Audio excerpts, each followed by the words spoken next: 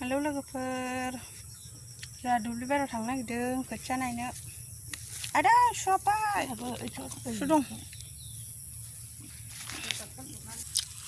Dulu jeng kerja pari jeng baru langsung sudah le.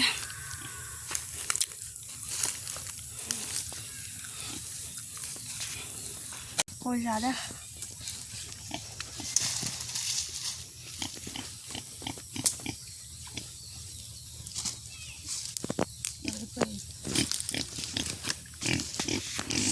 Kerjaan sih gah kaburi bukan tay.